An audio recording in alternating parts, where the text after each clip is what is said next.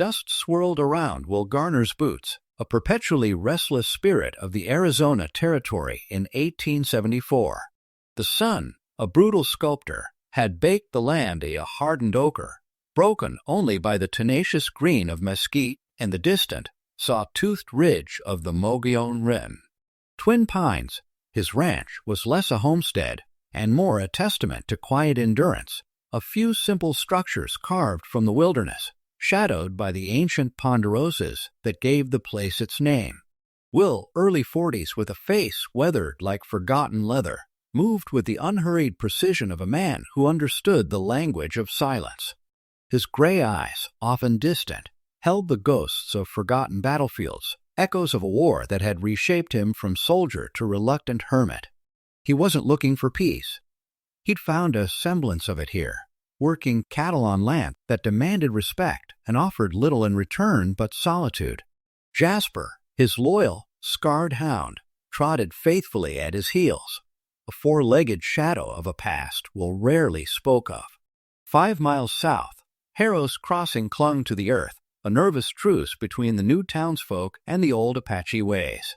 Lately, though, the peace felt thinner, stretched taut by the increased presence of cavalry patrols, their brass buttons glinting ominously in the desert sun. Whispers of forced relocations drifted on the wind like tumbleweeds seeking purchase. Will heard them, of course. Everything traveled on the wind out here, but he preferred the steady rhythm of his own world. Folks in town called him Lincoln Ghost, a name born of battlefield rumors, a man who dealt swift justice to deserters. He never confirmed it. He didn't need to. His reputation preceded him, a quiet hum in the vast, open spaces. The wind, a constant, mournful presence, whispered through the sparse pines on Will Garner's ranch, Twin Pines. It carried the scent of dry earth and distant campfire smoke, and the heavy silence that defined his existence. Early 40s, an ex-Confederate soldier, Will had traded the roar of cannon fire for the rustle of cattle, the cries of men for the lowing of his herd. This land, near the Mogollon Rim in the northern Arizona Territory, was his sanctuary, a vast, sun-blasted canvas where he hoped to erase the indelible stains of a war that had taken too much, especially innocence. Will moved with a quiet efficiency, his hands calloused from years of hard labor. His gaze, usually fixed on the horizon, often drifted inward to the haunted landscapes of his memory. He didn't speak much, preferring the company of his loyal mutt, Jasper, a veteran of dusty campaigns. But when Will Garner did speak, the few men who knew him knew to listen. There was a weighty authority in his low tones, born of experience and a deep-seated, if often hidden, sense of principle.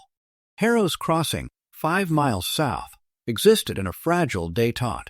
Settlers and local Apache bands coexisted, but the peace was tenuous, fraying under the constant pressure of westward expansion and the increasing presence of the cavalry. Will, a man who preferred the company of solitude, was aware of the shifting tensions, the growing anxiety. He was known there, a shadow figure they called Lincoln Ghost, a legend whispered in hushed tones of a man who dealt with Union deserters with an unflinching hand. He never confirmed the stories, nor denied them.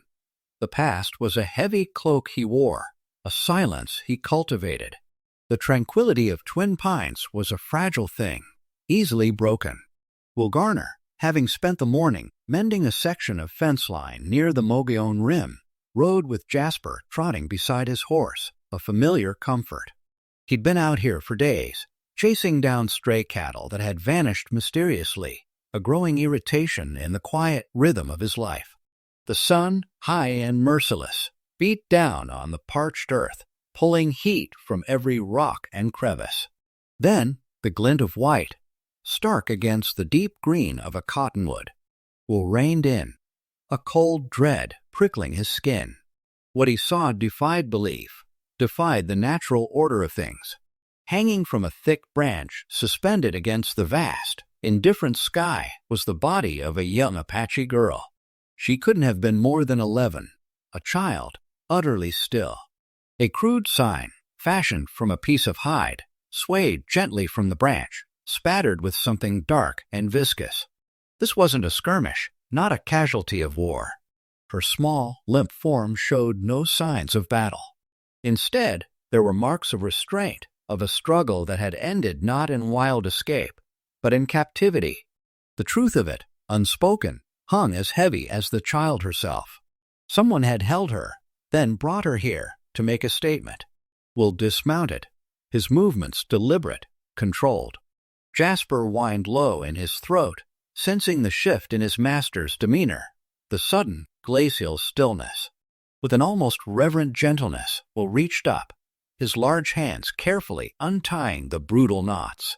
The girl's body was light, too light, as he lowered her, severing the cord that bound her to the tree. He laid her on the dusty ground, a silent vow forming in the deep recesses of his protective heart.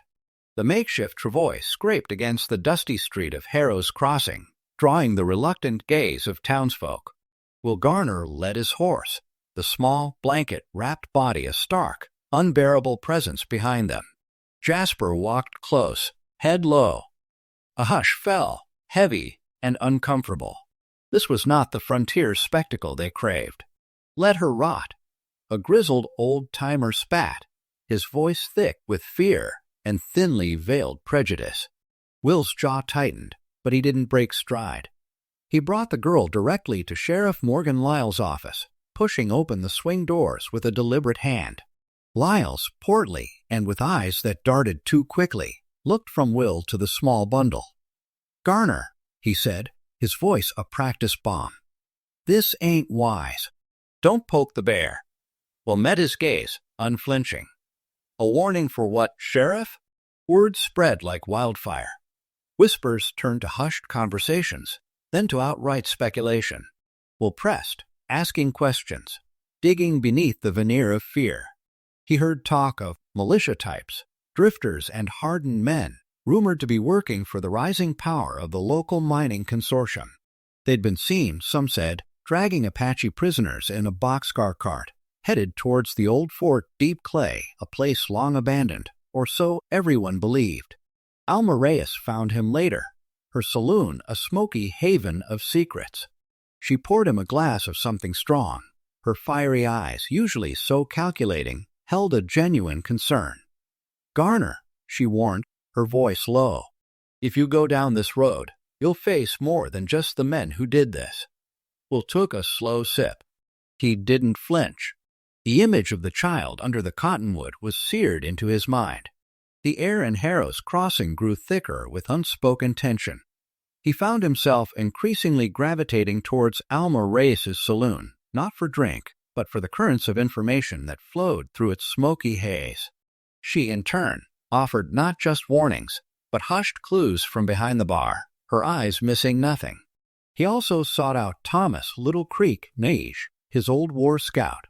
Little Creek, a man caught between two worlds, understood the rhythms of both. Will found him camped quietly on the outskirts, sharpening a hunting knife. Little Creek listened to Will's account of the girl, his face etched with a familiar sorrow. "Her father is Red Hawk," Little Creek said, his voice low, grave. "Chief of the Chiricahua. If this is his daughter, her death will not be unanswered." The words struck Will with the force of a physical blow. The quiet he craved, the fragile peace of the territory, was disintegrating. He'd seen enough war to last a lifetime. But this wasn't the war he understood. This was something darker, driven by a rapacious hunger for land and gold, shrouded in deception. Despite the warnings, despite the escalating danger, Will felt a grim resolve settle deep within him. He rode out of town with Little Creek at his side, leaving the fear and the whispers behind. They traveled into the deepening shadows, towards a small, quiet clearing under a cluster of ancient cedar trees. There, beneath the wide, indifferent sky, Will buried the girl. As the last shovelful of earth settled, he carved a name into the rough bark of a cedar. Oshkee. The dry wind, once a balm, now felt like a constant accusation. Will, his jaw set, led his horse carrying Oshkee's small, still body away from the town's fear and indifference. Little Creek, a silent, grim companion, rode beside him. They steered towards a secluded grove of ancient cedar trees, a place where the earth felt older, less tainted by human cruelty. These weren't the majestic pines of his ranch, but their scent, sharp and clean, offered a momentary solace. Beneath the gnarled roots of the largest cedar, Will began to dig. Each scoop of earth was a weighty reflection of the injustice he had witnessed, a quiet fury building inside him.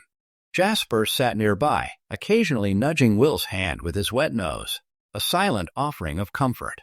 Little Creek watched, his dark eyes missing nothing, understanding the ritual unfolding. He knew the grief, the helpless rage that could consume a man when innocents were despoiled. When the shallow grave was ready, Will carefully lowered Oshki, wrapping her in a clean blanket he'd carried, a final gesture of respect. He packed the dirt back, his movements economical, deliberate. He knelt then, pulling out his knife, carving deep into the trunk of the cedar tree. Little Creek, seeing the hesitation, offered the word, Oshki. Will etch the name, letter by letter, each stroke a promise. A child, a life snatched away. He ran his calloused hand over the freshly carved wood, then rose, his gaze sweeping the quiet clearing. The anger hadn't lessened, but now it was sharper, focused. The burial wasn't an end. It was a beginning. A line had been drawn in the dust. The path to Fort Deep Clay was rugged, winding through treacherous canyons and sparse scrubland. Will, still accompanied by a grim Little Creek, felt the subtle change in the air, a tightening coil of danger. This was not a random act of violence. It was a deliberate, calculated move by unseen forces determined to keep their secrets buried. Jasper, ever vigilant, trotted ahead, occasionally pausing to sniff the dusty ground. They were near the old trail, a shortcut Little Creek knew well, when a sudden yelp tore through the quiet. Will's blood ran cold. Jasper. He scrambled forward, Little Creek a blur beside him. They found Jasper caught in a cruel, sharp-toothed trap, his leg mangled, whimpering in agony. It was not a trapper's snare. This was designed for something larger, something human. It was meant for Will. The masked men emerged from the shadows then, a silent, menacing tide. Will drew his pistol, but Little Creek, sensing the overwhelming numbers, pulled him back, dragging him behind a cluster of boulders as gunfire erupted. The fight was quick, brutal. Will laid out too, but the odds were stacked. They were forced to retreat, leaving Jasper behind. Later, under the cover of darkness, Will returned alone, his heart a stone in his chest. Jasper was still there, but the light had left his eyes.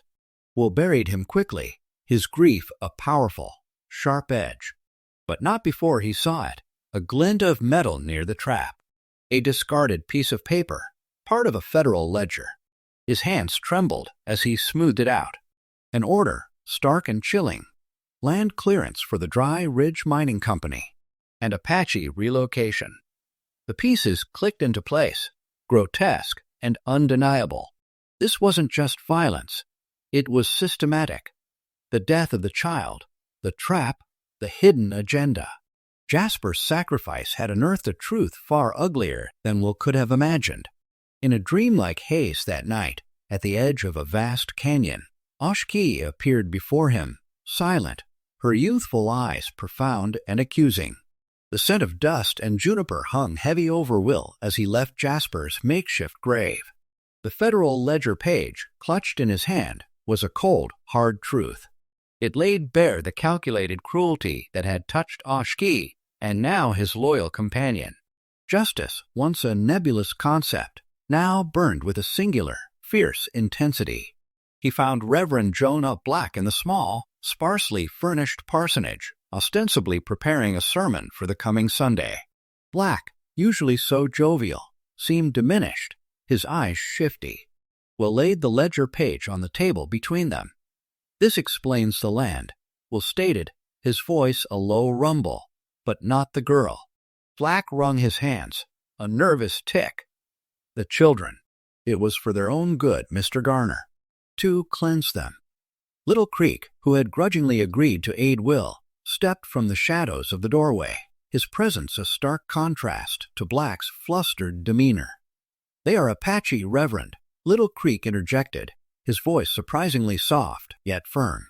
Cornered, Black's pious facade cracked. He admitted his complicity, eyes fixed on the floor.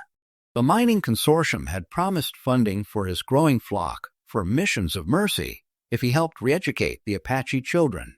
Oshki, Black confessed, had resisted. She was strong, spirited.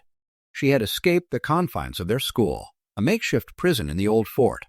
Her hanging was no accident. It was a punishment, a brutal message meant to terrorize any who contemplated resistance. As Black's words unspooled, a vision, sharp and clear, pierced Will's mind. Oshki, not hanging, but standing at the edge of a vast canyon, silhouetted against a fiery sunset. Her gaze, silent and profound, bore into him accusing. It was a searing moment of clarity. No more walking past evil. No more protecting his own peace while others suffered.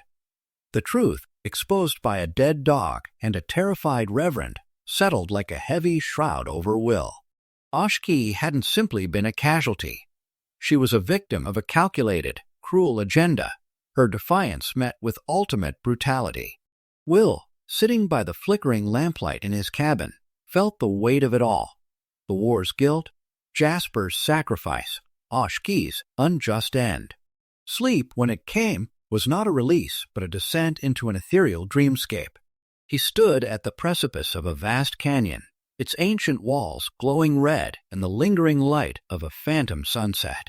The wind, a mournful whisper, carried traces of dust and the scent of wild sage. Then she appeared, Oshki, not as he had found her, a limp testament to cruelty, but vibrant, silhouetted against the colossal sky. She was silent, yet her presence spoke 1,000 words. Her small frame held an impossible dignity. Her dark eyes, once glazed in death, now held a piercing awareness, a gaze that seemed to bore into the very core of his being. There was no anger, no accusation, only a profound, unwavering knowing.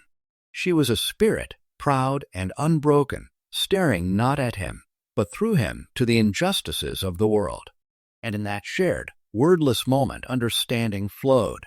Oshki wasn't asking for vengeance. She was demanding remembrance. She was bearing witness, and in witnessing, she compelled him to do the same. The dream faded, but the vow remained. It was no longer about his peace, his quiet refuge.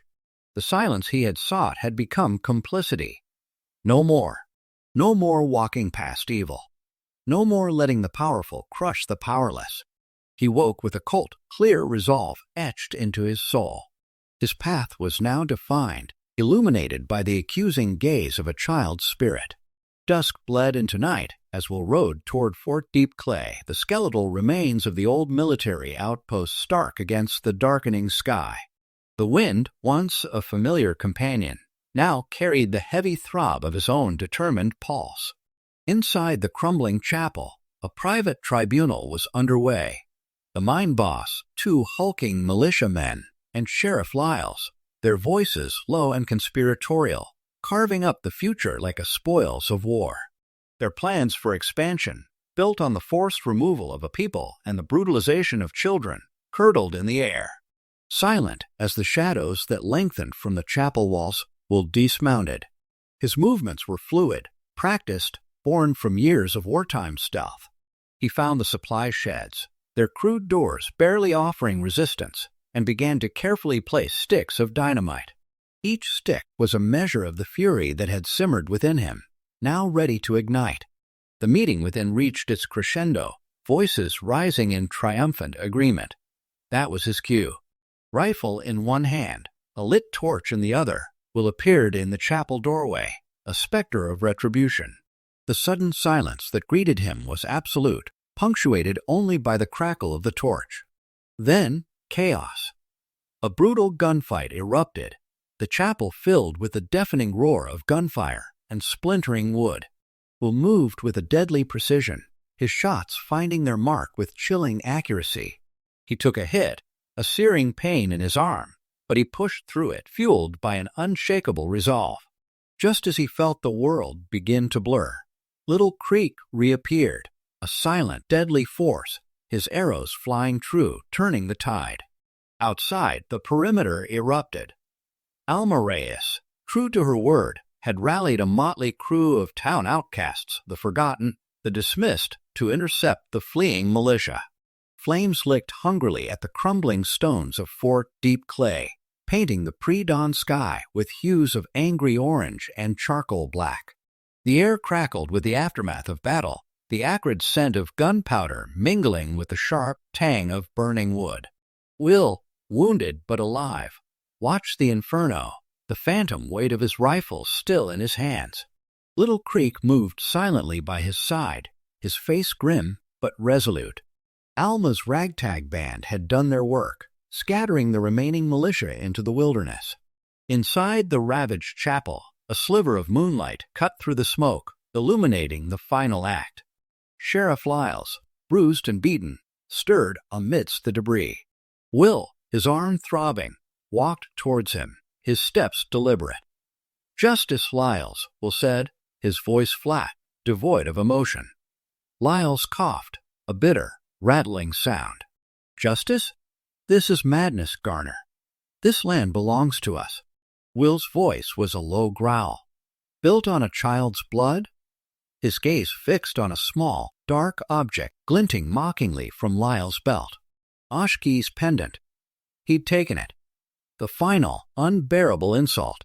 Lyles, seeing the shift in Will's eyes, the cold fury that replaced the weary resolve, lunged, his hand darting for a hidden derringer. But Will was faster, unburdened by mercy.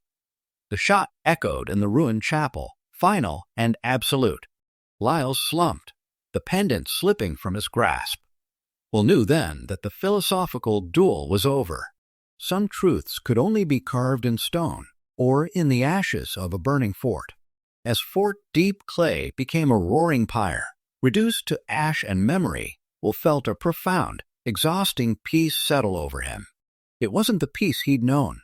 It was something new, forged in fire and sorrow. The Fort Deep Clay smoldered behind him, a scorched testament to the inferno of justice. Will, his arm bound, the pendant clutched tight in his hand, rode with Little Creek towards the Chiricahua camp. The journey was long and silent, each mile a step towards an uncertain reckoning. He carried not a message of war, but of a brutal truth and a solemn offering. When they reached the camp, the air hummed with a wary tension. Eyes followed them, sharp and assessing. Will dismounted, unwavering, and walked towards the elders, Little Creek at his side. He held out the pendant, its small, carved shape a stark contrast to the vast, violent land. "She was Oshki," Will said, his voice raspy from the smoke and exertion. "She deserved better." The elders, their faces etched with the wisdom of generations, took the pendant.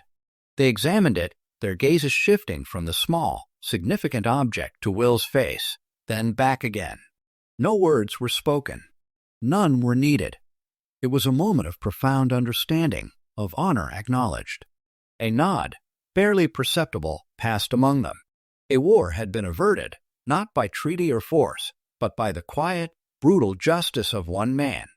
Oshki was home, returned to her people not as a victim, but as a catalyst for truth. Back in Harrow's Crossing, the power shifted. The fire from Deep Clay had burned away the old order. Alma Reyes, her spirit unbent, was quickly dubbed town chairwoman by popular vote, her keen mind and fierce loyalty now guiding the community. Little Creek, no longer exiled, became the vital bridge between settlers and Apache, his wisdom forging understanding where only fear had existed. Will return to Twin Pines, wounded but alive. The familiar rhythms of ranch life resumed, the creak of the fence line, the lowing of cattle. He was silent still, but it was a different silence now. He often stopped to mark trees, carving symbols, documenting the history no one else would write. The dust of Deep Clay settled, replaced by a different kind of quiet in Harrow's Crossing. The town, once tightly clenched by fear and self-interest, began to breathe again. Sheriff Lyle's reign was over, his corruption exposed and extinguished with the fort's flames. In the void, new leaders, tempered by the recent turmoil, rose. Alma Reyes, fiery and astute, found herself at the helm. By popular vote, the townspeople, having witnessed her courage and unwavering loyalty, made her chairwoman. Her saloon, once a place of whispered secrets, now buzzed with the honest talk of rebuilding, of a future guided by fairness. Alma, sharp-witted and pragmatic, embraced the role, her ambition now aligned with the good of all who called Harrow's Crossing home. Little Creek, too, found his rightful place. No longer just a scout, no longer an outsider caught between two worlds, he became the vital liaison between the settlers and the Apache bands. He understood the rhythms of both cultures, the nuances of their languages, the deep-seated fears and hopes. His face, once etched with the pain of exile, softened with the dawning of respect and understanding. He taught the children, both white and Apache, about the land, about survival, about the shared humanity that bound them. Will Garner, his arm healing, eventually returned to Twin Pines. The ranch still offered its rugged solitude, but the quiet was transformed.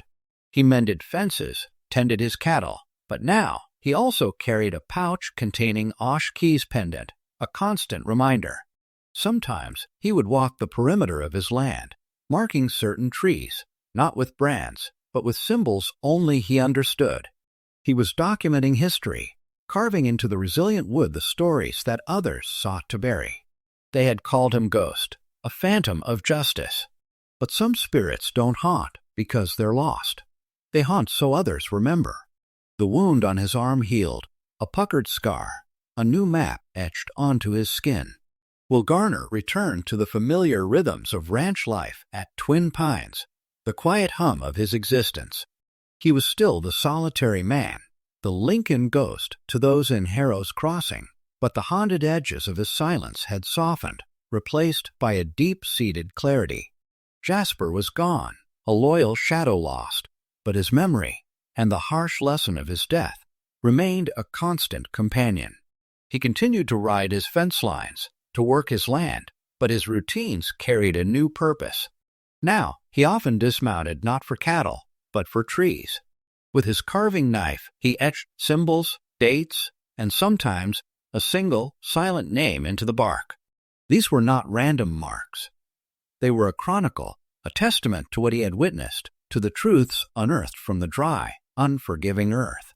He was documenting a history that would otherwise be swept away by the winds of progress and forgetting. The frontier's true law, he had learned, was not written in official ledgers or government decrees. It was inscribed in the choices made, in the blood shed, in the silent acts of defiance, and the resounding echoes of justice. The Apache elder's quiet nod, Alma's steady leadership, Little Creek's bridge between worlds, these were the real foundations of the new dawn. Will Garner was no longer merely a man trying to outrun his past. He was a keeper of memory, a sentinel against silence. He was neither just a ghost, nor simply a man, but something more, something forged in fire and sorrow. He was the living embodiment of a vow made to a child's spirit. They had called him Ghost, shrouded in the legends of an old war. But some spirits don't haunt because they're lost. They haunt so others remember. And as the sun dipped below the Mogollon rim, casting long, purple shadows over his land, Will Garner knew, with a quiet certainty, that Oshkee would never be forgotten.